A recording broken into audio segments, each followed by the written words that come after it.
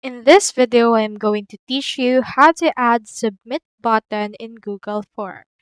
So as you can see right here on your screen, we have in here an example of the Google form that I have created just earlier.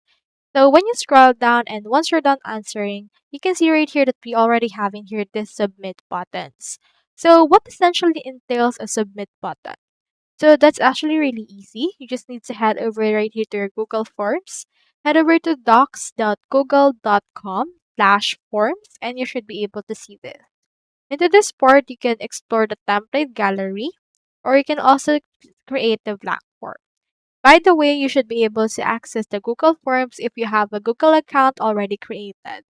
So you can just sign up for a Google account first if you don't have it.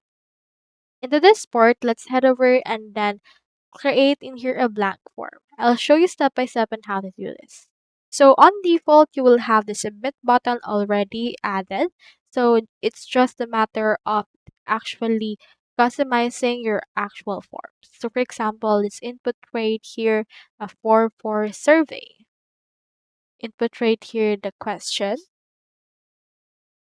And then you can choose in here the kind of question. It can be multiple choice, short answer, paragraph, check boxes, and the likes.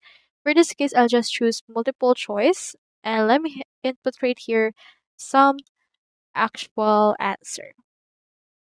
Let's input right here another one. And here it is. So you can add some more questions by clicking onto this plus icon right here. But if you're already done with that, you can just add it right here and title your survey. Head over to the settings. You can make it a quiz. And you can also choose in here the presentation. However, in this case, if you just want a submit button, you can just head over and publish it. Click on publish. And it should already have the submit button that we have just like this earlier.